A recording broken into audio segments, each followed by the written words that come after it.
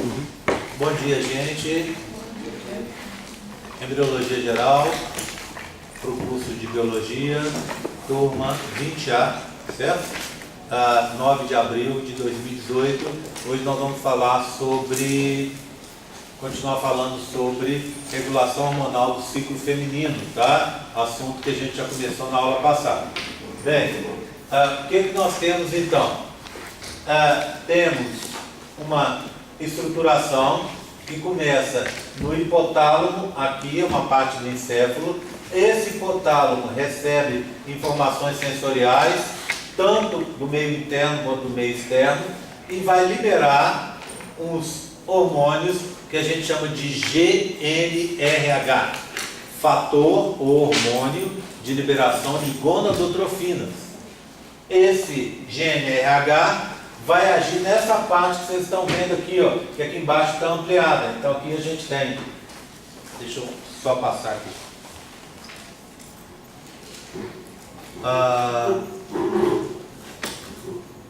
Pronto. Deixa eu ver se diminui. Bem, então voltando. Aqui está ampliado, tá vendo? Então o que você vê? O hipotálamo e aqui a hipófise, ou o pessoal como chamava antigamente, pituitária.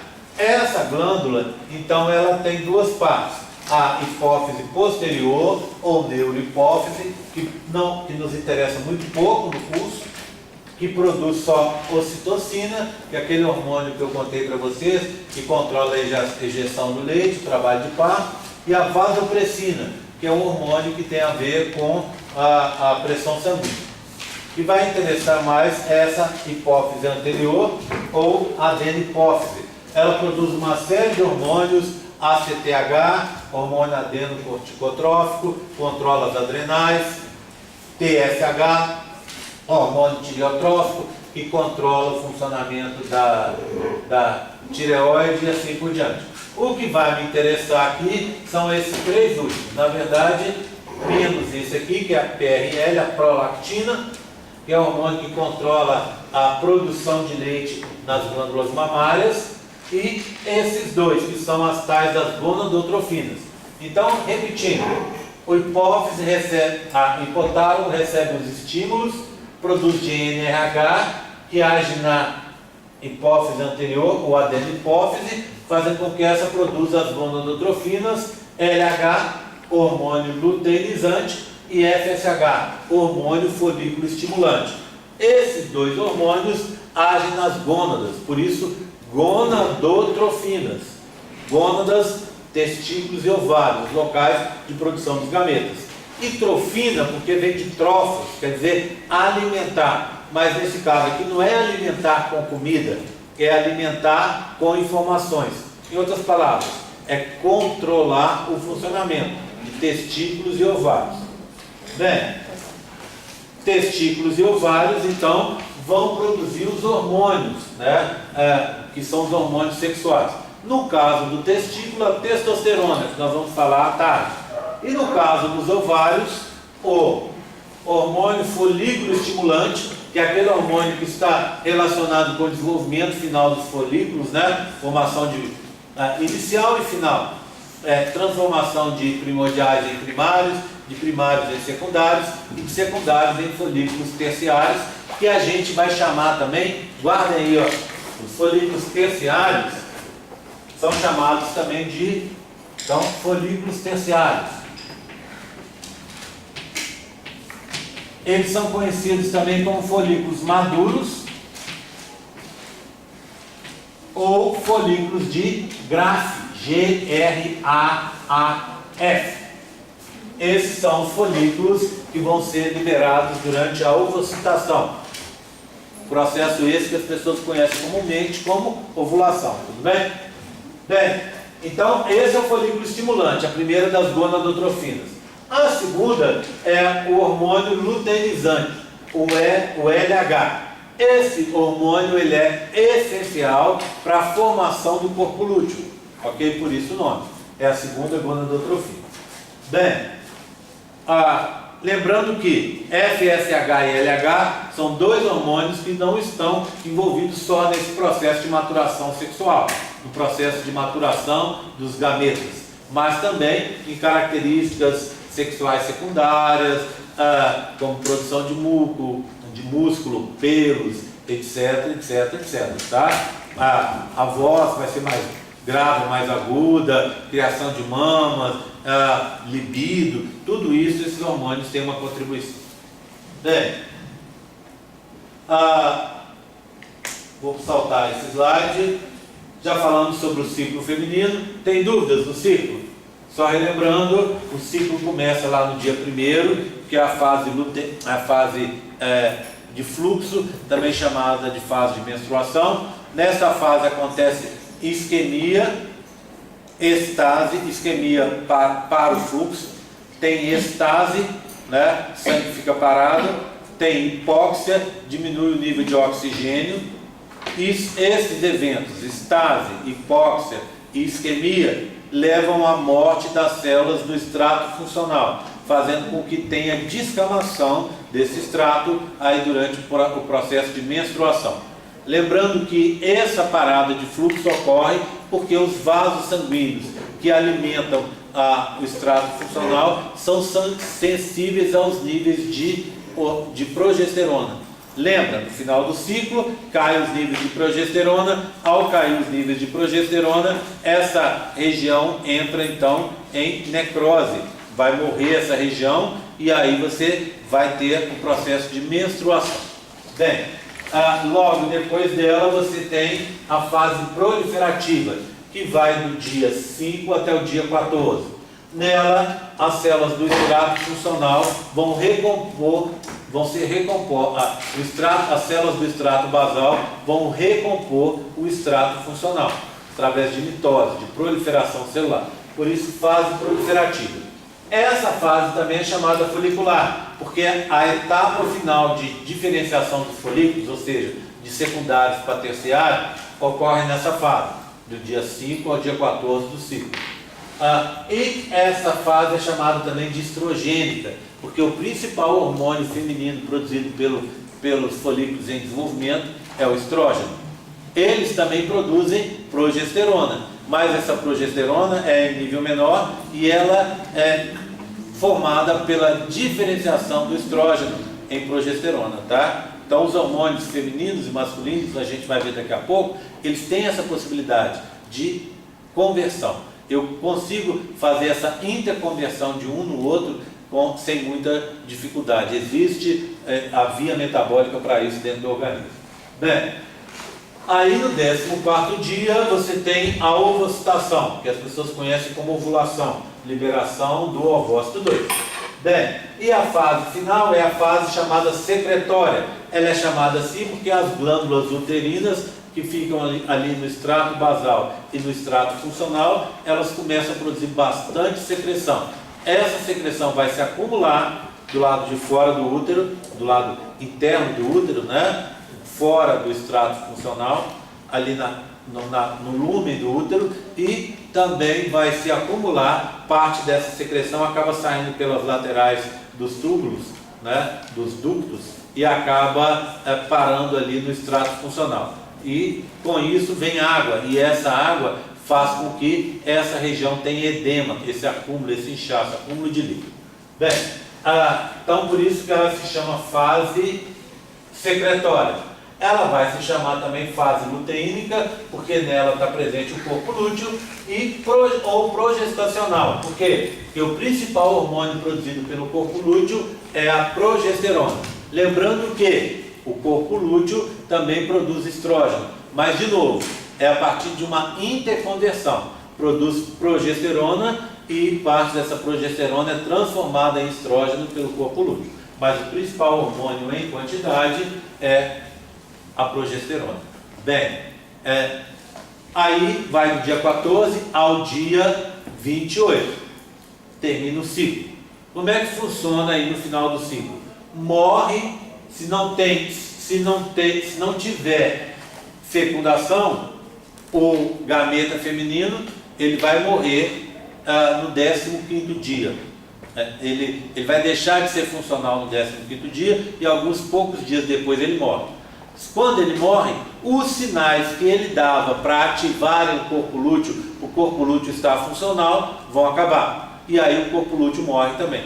Então, em torno lá do dia 25, para um ciclo médio de saúde de 28, esse corpo lúteo morre. E ao morrer, para de produzir progesterona, para de produzir estrógeno. Ao parar essa produção, você tem uma queda no nível hormonal, e ao ter essa queda no nível hormonal, vem a TPM. Como resultado aí, também depois de alguns dias, lá pelo final, dia 28 mais ou menos, né, já está tudo já conspirando para você ter a menstruação, e o início da menstruação vai marcar o início do próximo ciclo, o primeiro dia do próximo ciclo. Tudo bem por enquanto? Isso aqui é assuntos que a gente já falou, né? Bem, passando então, aqui nós temos, olha aqui, ó, as glândulas, como elas são vistas no final da fase proliferativa, no 14º dia, estão vendo? Ó? Elas são tubulares, simples, está vendo? E a célula dela está aqui, ó, com essas bolinhas, seriam os grânulos de secreção.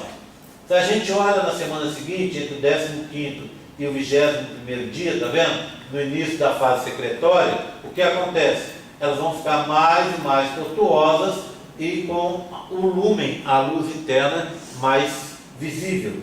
Isso se dá pelo acúmulo de produtos de secreção. Se a gente fizer um corte e olhar a célula, a gente vê a presença de uma quantidade bem mais elevada de produtos de secreção aqui.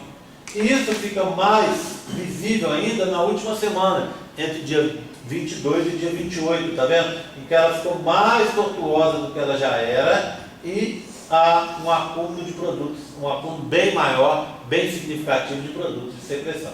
Isso tudo tá, essas glândulas estão aqui, não é isso? A base delas fica no extrato que a gente chama extrato basal do endométrio, e a parte de cima, a parte secretora, fica lá na região do extrato funcional. Tudo bem, tranquilo? Bem, agora eu quero começar a ver os gráficos, tá? Para ver o gráfico, antes de ver esse gráfico, eu vou saltar uns slides para a gente dar uma olhada numa coisa. Está aqui. Bem, o que é que nós temos aqui? Aqui uma imagem de microscopia da região do folículo. Esse aqui é um folículo de Graafian. Por que eu sei que é um folículo de Graafian terciário? Porque eu tenho um antro único, tá vendo? Essa região que vocês estão vendo aqui, ó, deixa eu dar um zoom. Essa região que está aqui, ó, essa região que está aqui, mais clara, é a zona pelúcida. Aqui a corona radiata, aqui o cúmulo zoófilo. E do lado de fora você vai ter o que? As camadas de células foliculares e as duas tecas. Nessa figura está um pouco difícil de ver, né? Então vamos pegar essa regiãozinha e vamos dar uma aproximada nela, um zoom. Para isso, eu tenho essa figura ao lado, que demonstra uma região parecida, tá vendo? O que é que você vai ter? Aqui é uma microscopia eletrônica. Então o que você vai ter? O antro está aqui, essas células cheias de pontinhos dentro, ó, são as células foliculares, também chamadas de granulosa. Eu já contei, é chamada de granulosa por causa dos pontinhos. Eu já contei na aula passada para vocês que esses pontinhos são grânulos de hormônios, não é isso? Aí você tem essa região aqui, ó, com células cheias de cavidades, tá vendo? Essas células são as células da teca interna, e elas também estão relacionadas com a produção de hormônio. Como é um hormônio lipídico, você, ao fazer a preparação, você lava e ficam esses buracos aí visíveis. Aqui atrás, ó, pro lado de cá, tá vendo uma série de células achatadas, tá vendo? Ó, olha aqui, ó, um monte de células achatadas. Essas são as células da teca externa, que lá no modelo era verde escuro, lembra disso? Então essas células têm uma função de proteção. Teca externa, teca interna, função hormonal, e aqui as células foliculares ou da granulosa também relacionadas com o mecanismo de produção de hormônios. Bem, agora eu quero passar para vocês para esse modelo aqui, na verdade para essa figura aqui. Preste atenção, por favor, porque o que eu vou demonstrar aqui agora vai ser importante para vocês entenderem o gráfico, tá? Entendendo aqui, o gráfico fica mais fácil. Então, repara. Então, eu tenho um esquema. As células da teca interna estão aqui, ó. Do lado de fora eu teria as células da teca externa. Não nos interessam, porque as células da teca externa só proteção. Essa seria a membrana basal, tá vendo? Aqui, riscadinha. Ela vai separar as células da teca da região mais interna. Essas seriam as células da granulosa. Estão vendo aqui? Células da granulosa. Bem, como é que funciona? Sob o estímulo do LH, o hormônio luteinizante, olha aqui, ó. Essas células são ativadas e captam o colesterol. O colesterol está no sangue, não é isso? Mas o colesterol que está no sangue, ele não serve só para dar arteriosclerose, não. O colesterol que está ali para entupir os vasos sanguíneos. O colesterol que está ali, ele é muito importante, por exemplo, ele é básico para a produção de hormônios sexuais e outras funções, é claro. Bem, então, ela foi ativada pelo LH, captou o colesterol e transformou esse colesterol num hormônio, aqui ó, um hormônio de nome, às vezes algumas pessoas acham meio complicado, androstenediona. Androstenediona é para ajudar vocês a guardarem. Androstenediona é uma testosterona inativa, tá? Opa, mas a gente está falando de parte feminina, não é, Gé? Parte feminina. Mas as meninas, vocês também têm testosterona no corpo de vocês. Claro que tem. Testosterona em quantidades menores, ela é importante para, por exemplo, formar músculos, tá? Então vocês teriam dificuldade para ter músculo. Testosterona é um cofator importante para a formação de músculo. Além disso, testosterona tem a ver com o desejo sexual, com a libido. Então, é a testosterona que faz você ter o desejo sexual e também você ter os orgasmos, tá vendo? E outras coisas também. Testosterona, então, tem vários papéis. Então, você tem um pouco de testosterona. E ela é formada assim, né? De uma forma inativa, que é a androstenediona. Então, voltando à nossa historinha. Após você ter uma ligação, voltando para cá, ligação com LH, o que aconteceu? As células da teca interna captam o colesterol e transformam esse colesterol em testosterona inativa, androstenediona. Essa androstenediona é liberada na circulação. Pergunta. Eu ia te perguntar se é o LH que libera ou se era Não, ele ativa a célula para que ela funcione fazendo isso. Ele só ativa a célula. Mas se você não tiver LH, não capta o colesterol. E aí o processo não ocorre, tá bom? Bem, então parte dessa androstenediona você vai usar. Parte vai ficar na circulação. E aí vai acontecer o quê? As células da granulosa, tá vendo, ó? As foliculares, elas vão ser ativadas pelo outro hormônio. Qual é? O FSH, o folículo estimulante. Quando elas são ativadas pelo FSH, elas captam essa androstenediona e uma enzima lá interna que a gente chama aromatase, essa enzima, é um tipo de enzima, né, aromatase, ela vai pegar essa androstenediona e vai convertê-la em estrógeno, hormônio feminino. Tá? Então o que acontece? Por que se chama aromatase? Porque esses hormônios, vocês vão ver, eles têm um anel aromático. Então a aromatase vai fazer alterações nesse anel aromático. Bem, então agora você criou o hormônio feminino, o estrógeno, e esse estrógeno vai ser liberado na circulação. Tudo bem? É simples, né? Guarda aqui, ó. Olha, resumão. Sob a ativação de LH, as células da teca interna captam o colesterol e transformam ele em androstenediona. Liberam a androstenediona na circulação. Parte é captado dessa androstenediona pelas células da granulosa. Mas para isso, obrigatoriamente, elas têm que ser ativadas pelo FSH. Quando elas são ativadas, elas transformam a androstenediona, um hormônio masculino, mas que também está presente nas mulheres, em estrógeno, o principal hormônio feminino. Presta atenção, quando a gente fala estrógeno, a gente está falando de uma família de hormônios, uma família, tá? O mais famoso deles, por ser mais potente, você produzir em maior quantidade, é um chamado 17-beta-estradiol. É por isso que algumas vezes você vê como sinônimo de estrógeno ou de estrogênio, tá? As pessoas chamam das duas formas.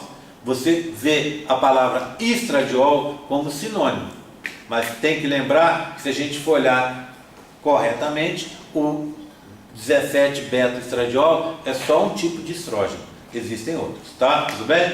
Tranquilo? Guardaram isso? Eu preciso que vocês guardem para a gente entender o gráfico. E como eu disse para vocês na aula passada, essa é aquela aula importante, que tem que estar com ela na cabeça. Por isso, aconselho vocês, prestem bastante atenção hoje, guardem bem guardado o que for falado, tirem fotos, se vocês quiserem, de anotações que são feitas aqui, né? Cheguem em casa, assistam o vídeo de novo e aí passem a limpo. Às vezes é melhor você prestar atenção na aula do que tentar anotar as coisas que são faladas. Anote mais um tópico, não tente fazer anotações muito longas, porque atrapalha você prestar atenção. Chega em casa, você põe o vídeo para rolar, ouve de novo a aula e faça as anotações. Então isso é uma forma bacana de você guardar esse assunto que é tão importante. E como eu disse a vocês, 100% de certeza de estar na prova. Então vai estar na sua prova com certeza. Então guarde isso com muito carinho. Tudo bem então, guardado? LH na tecla interna, colesterol virou androstenediona. FSH na granulosa, androstenediona virou estrógeno. Tudo bem? Com essa informação eu posso voltar aqui para trás, ó. E quando eu voltar, eu vou começar a usar tudo que a gente sabe até agora para vocês entenderem esse famoso gráfico aqui, ó. Esse gráfico é aquele gráfico que vai tratar das alterações hormonais ao longo do ciclo feminino, tá? Então prestando atenção absoluta aqui agora, vamos começar. Olha aqui, ó. O que nós temos? As fases, tá vendo? Fase de fluxo, fase folicular, que a gente chama de proliferativa, essa aqui é a menstrual, não é isso?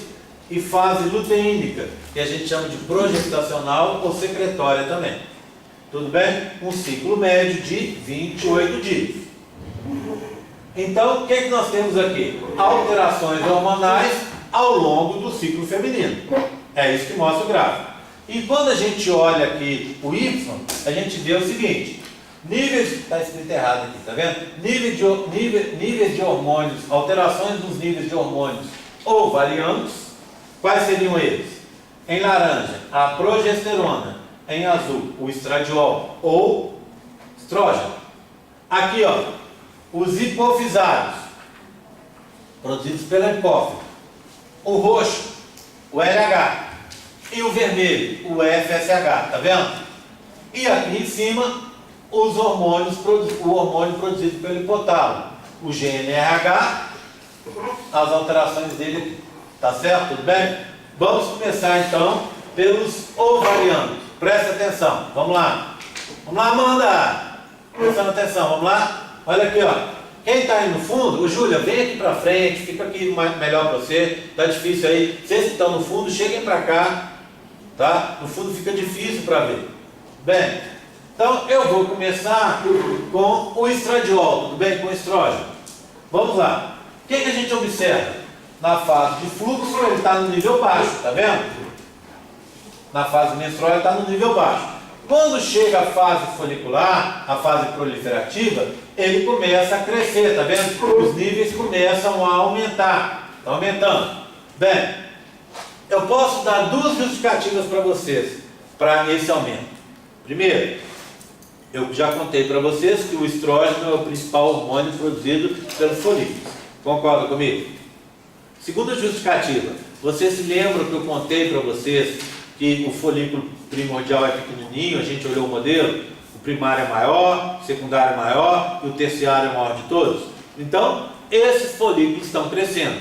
Se o principal produto deles é o estrógeno, concorda que o folículo maior vai produzir mais estrógeno e o maior ainda vai produzir mais ainda? Então faz sentido, né? Eu consigo entender esse aumento. Foi aumentando, aumentando, aumentando, aumentando, até chegar num pico.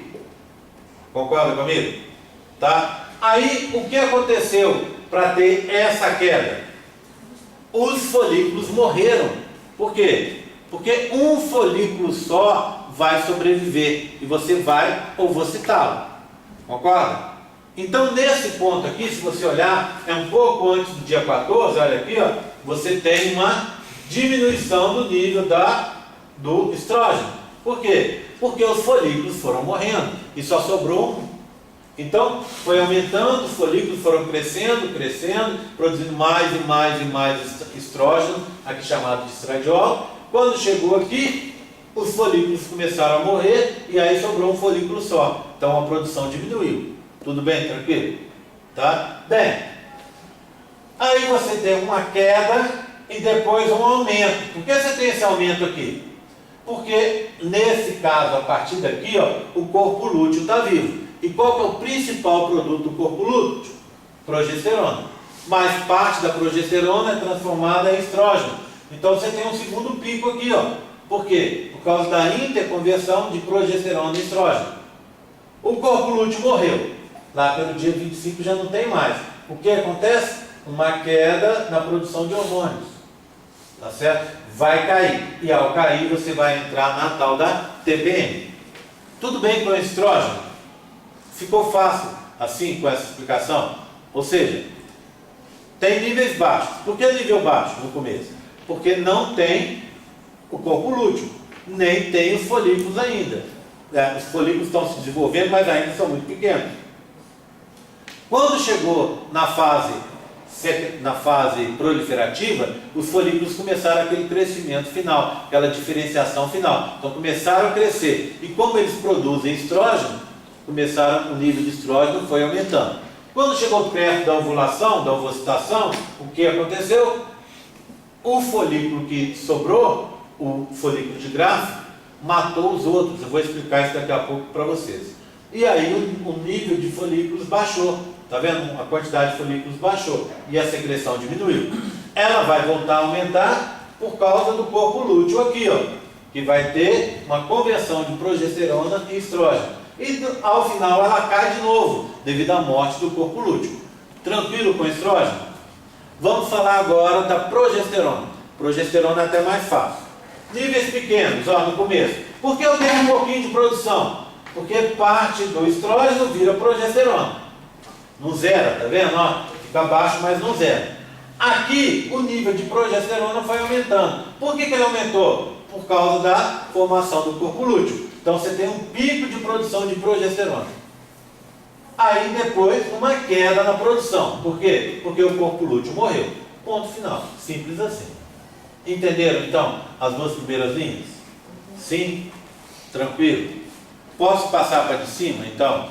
A de cima tem a ver com a de baixo, então fica mais fácil, tá? E aí, a gente depois fala do GNRH. Então, me acompanha aqui. Olha lá, ó. Lembra que eu contei para vocês, agora, naquela figura, e disse que vocês precisavam guardar, que o LH ativava as células teca-luteínicas, as células da teca interna, as células da teca interna, e o FSH ativava as células foliculares ultragranulosas. Então, para ter uma ativação, óbvio, nessa fase folicular, você tem um aumento de nível deles, está vendo? Ó, eles começaram baixo, depois foram aumentando o nível, para conseguir ativar os folículos em desenvolvimento e assim aumentar os níveis de hormônios aqui, de estrógeno aqui. Concorda comigo? Então, para que esse nível aumentasse, esse aqui de cima teve que aumentar também. É uma coisa que a gente chama assim, já ouviram falar essa frase, esse termo? Feedback positivo ou retroalimentação positiva. O nível de uma substância aumentou, qual? De LH. o nível de outra substância aumentou, qual? De FSH. Os dois aumentaram e aí levou ao aumento dessa outra substância, que seria o quê? O estrógeno. Quanto mais aumentou aqui, mais aqui aumentava. Então, é um feedback positivo. Tudo bem? Tranquilo? Aí, o que aconteceu? Você vai ter a continuação desse feedback aqui, ó. Olha lá, ó. Tá vendo? Repara. Tá vendo a curva para estrógeno? A azul?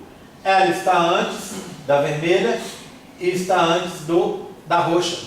Então, você tem três curvas. Eles fizeram o cálculo e descobriram o seguinte.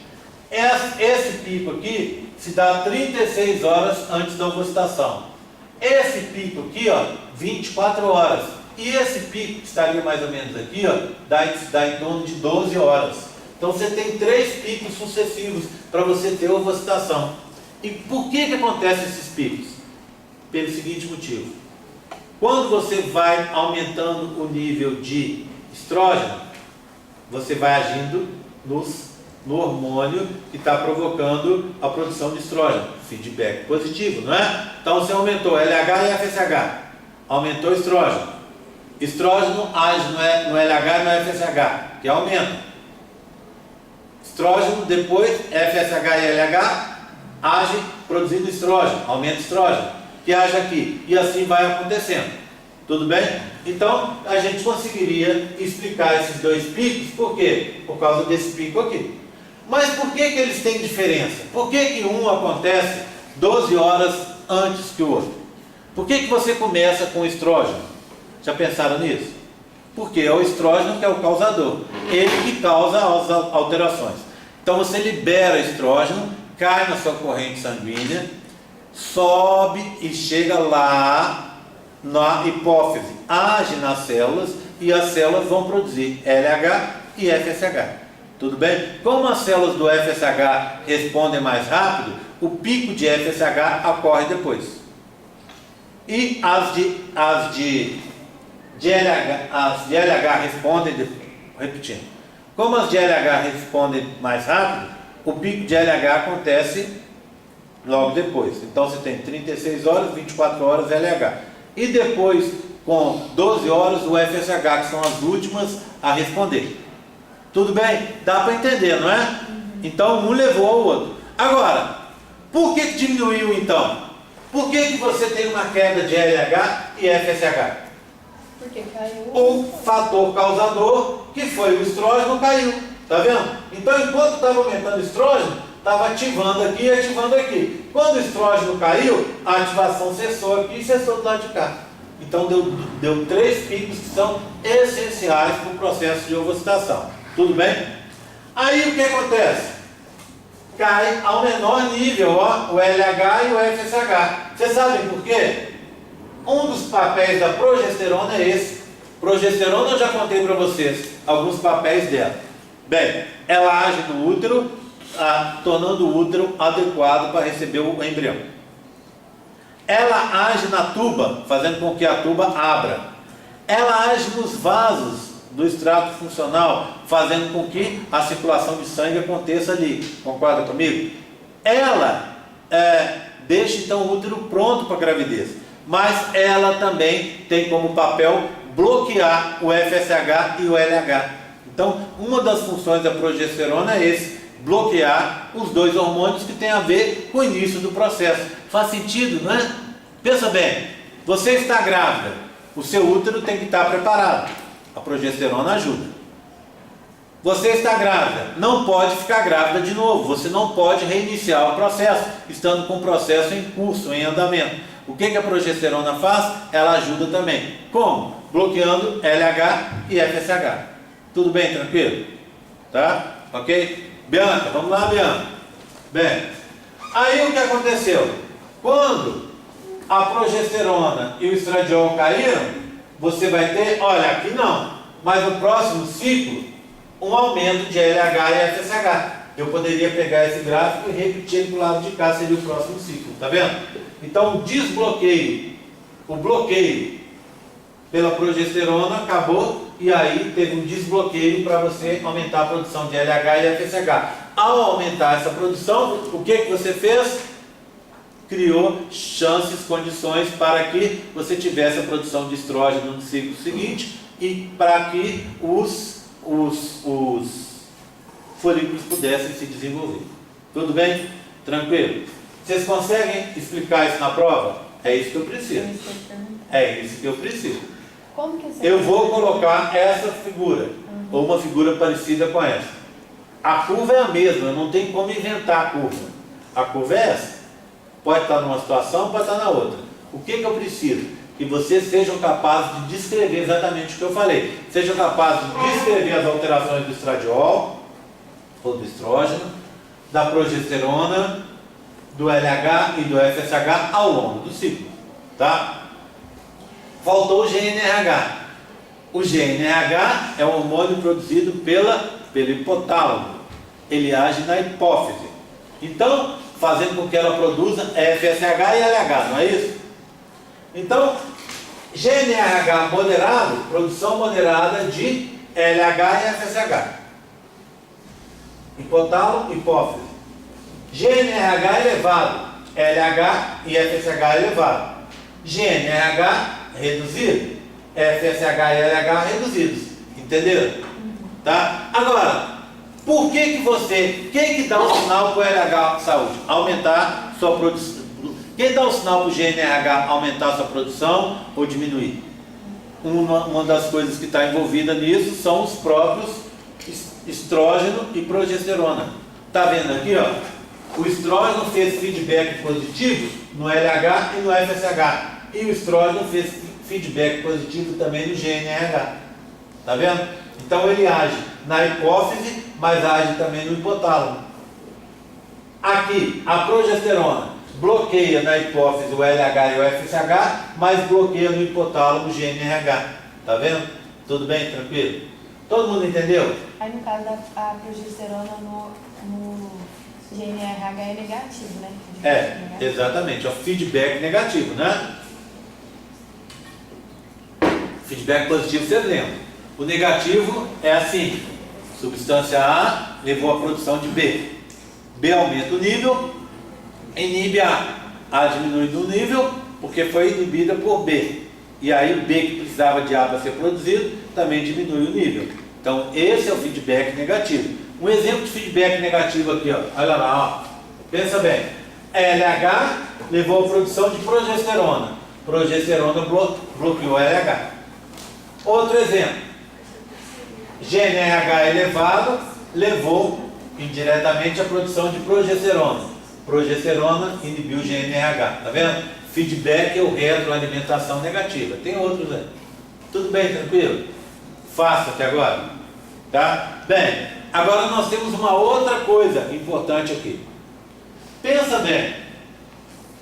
Está faltando algumas informações nesse gráfico. Esse gráfico é o gráfico mais comum que a gente vê por aí, quando vocês entram na internet procurando ou olham no livro, mas esse gráfico ele não conta toda a história. Faltam alguns hormônios que não estão presentes aí. Por exemplo, pensa bem, eu já contei para vocês que é o embrião em formação e o gameta feminino também. Então, o primeiro gameta feminino, depois o embrião, eles controlam a formação e a manutenção do corpo lúteo. Concorda comigo? Tá? Então, eles fazem isso. Então, enquanto está o embrião, o corpo lúteo está vivo, até uns 3 meses. Depois ele é substituído pela placenta. Quem controla a placenta? É o embrião que está ali. Então, enquanto tem embrião, tem placenta. Enquanto tem embrião, tem corpo lúteo. Concorda comigo? Mas como ele controla? Isso aqui não está dizendo. Tá certo? Nós temos um outro problema. Repara aqui, ó. LH, hormônio luteinizante. Algumas pessoas acham assim: como ele é luteinizante, ele faz se formar o corpo lúteo. Verdade? Isso é verdade. E ele mantém o corpo lúteo. Isso não é verdade. Por que não é verdade? Porque o corpo lúteo está vivo aqui, concorda comigo? Está vivo aqui, ó, daqui para cá, não é? Está vivo, ó, olha aqui, ó. região de níveis mais altos de progesterona. Então sempre o corpo lúteo está vivo. Mas o LH está nos menores níveis aqui. Concorda comigo? Então o LH é inibido durante o período em que o corpo lúteo está vivo. Por que isso? As duas coisas têm a ver uma com a outra. Como é que o embrião e como é que o gameta feminino indicam para o corpo lúteo para ele permanecer vivo? E como o corpo lúteo permanece vivo se os níveis de LH são menores nessa fase? Para a gente descobrir isso, a gente tem que colocar um outro hormônio. Está ele aqui, ó. Deixa eu mostrar para vocês. Pular aqui e pular para aqui. Esse hormônio, quase todo mundo já ouviu falar dele. É a chamada gonadotrofina coriônica humana, tá? O HCG. O nome correto dele não é nem HCG, é beta-HCG, tá? Mas as pessoas costumam simplificar e dizer que é só HCG. Então, a gonadotrofina coriônica humana é aquele hormônio que você testa no teste de urina, que ele é feito em farmácia. Como é que funciona o teste? Você pega, vai lá, compra um bastãozinho desse, olha aqui, ó. Você compra um bastãozinho desse, né? Aqui está o bastão, 4 bastões diferentes, tá vendo? E aqui a fitinha que fica dentro do bastão. O que acontece? Você pega essa fitinha e coloca ela na urina, de preferência pela manhã, porque a urina ficou mais concentrada. Você passou várias horas sem ir no banheiro, não é isso? Então você pega e põe o bastão lá, ou põe a fitinha lá. O que vai acontecer? Ela vai reagir com o beta-HCG. Se você estiver grávida, você tem uma produção em níveis mais elevados de beta-HCG. Então essa fitinha vai iluminar assim, ó, olha, vai fazendo 2 risquinhos. Esses 2 risquinhos vão indicar que você está grávida. Por quê? Um dos risquinhos é o controle. Então o que ele faz? Ele vai indicar para você que a fita ou o bastão está funcionando. Se ele se acender e o outro não, significa só que o bastão está funcionando, não tá estragado, não está fora da validade, etc. Tudo bem? Mas se acender ele e o outro, significa que você está grávida. Tá? Por quê? Porque você está detectando a quantidade de HCG na sua urina. Tudo bem? E, óbvio, pode acontecer o contrário. O teste pode acender indicar a faixinha que mostra que você está grávida e o outro não acende. Se acontecer isso, se a fitinha, se a marquinha do controle não acender, é porque o teste não está funcionando. Então, essa que indica a qualidade do teste, obrigatoriamente ela tem que acender. Ela tem que ser observada depois que você coloca na urina. E a outra só vai acender se você estiver grávida. Já que eu falei hoje aqui sobre essa história de retroalimentação ou feedback positivo e negativo, e é uma coisa que vocês entendem, eu vi que vocês entendem, eu queria lembrar uma outra coisa, um outro termo que a gente usa, que é o falso positivo e falso negativo. Já ouviram falar disso? Já pensaram o que é o que? Por exemplo, uma coisa é falso positivo, ela é o que?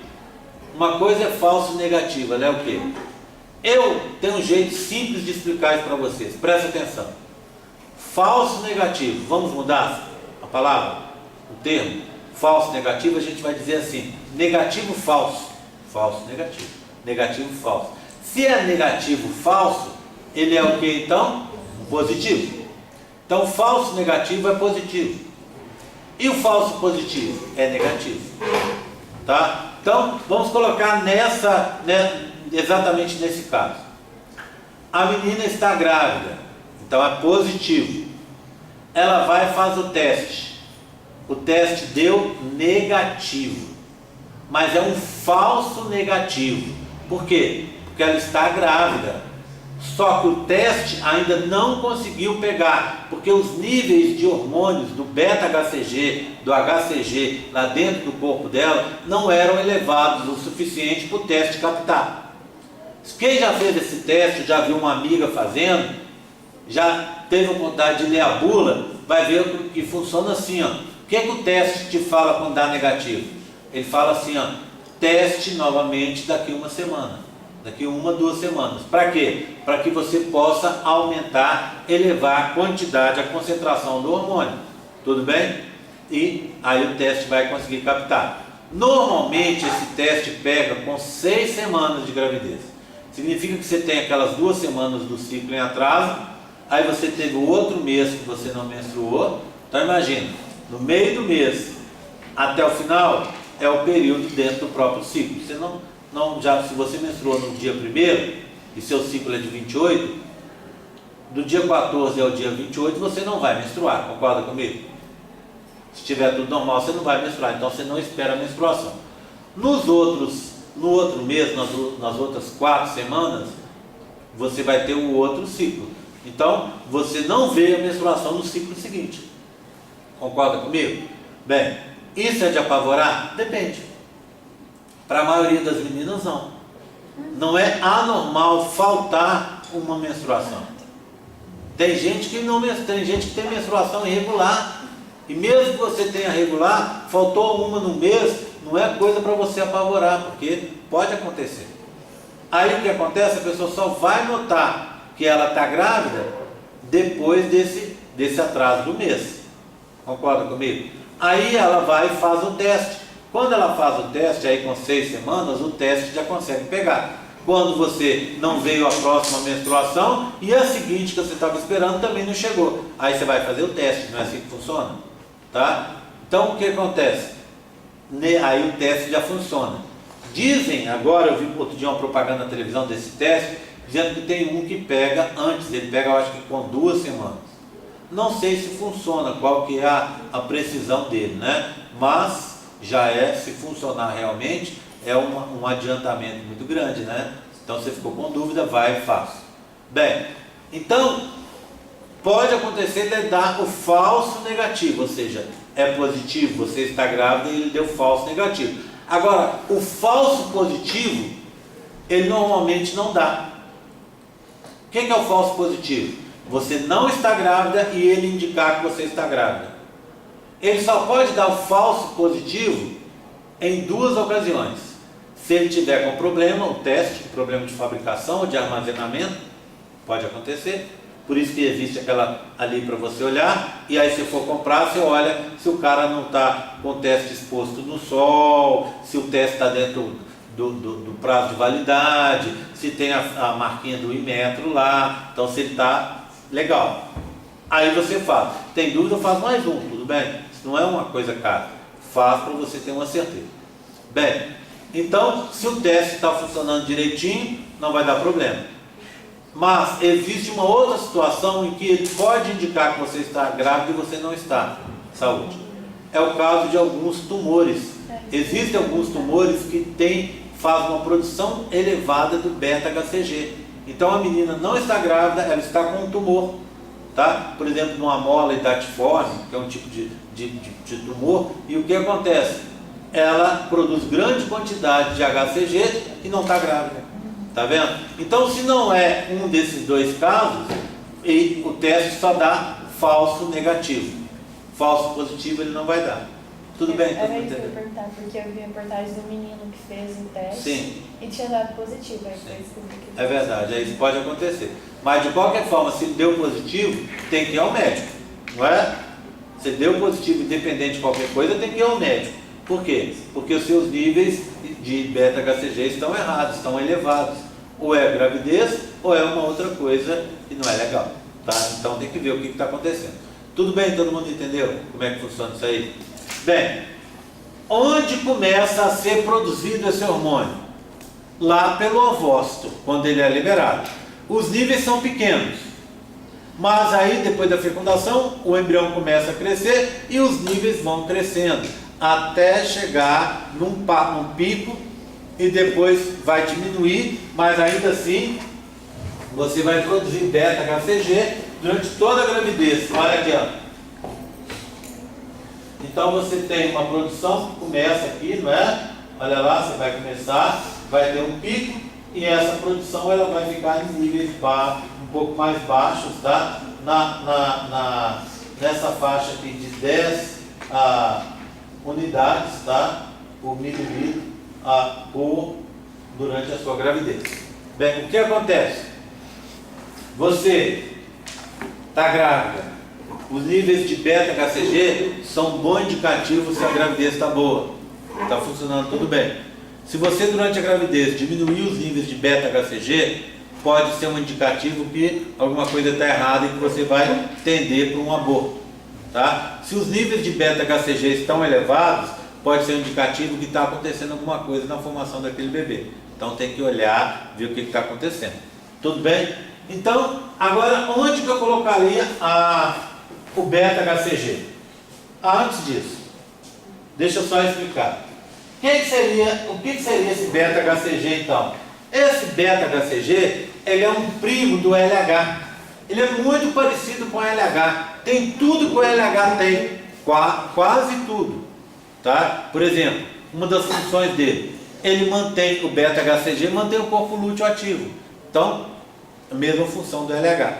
Só que, diferente do LH, ele não ativa aquela história de formação de novos folículos.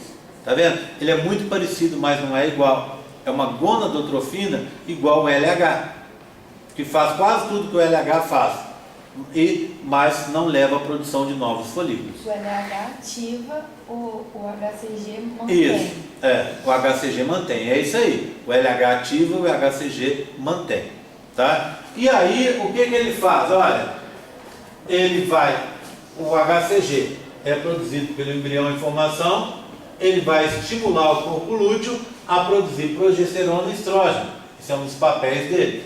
E a progesterona e o estrógeno inibe o hipotálamo e a hipófise e vão diminuir os níveis de produção de FSH e LH. E assim não vai ter um novo ciclo, ou seja, não vai ter desenvolvimento de novos folículos. Tudo bem? Então agora, finalmente, vamos olhar aonde entraria esse beta-HCG. Se eu fosse colocar no gráfico, eu colocaria aqui, ó. Deixa eu mostrar para vocês.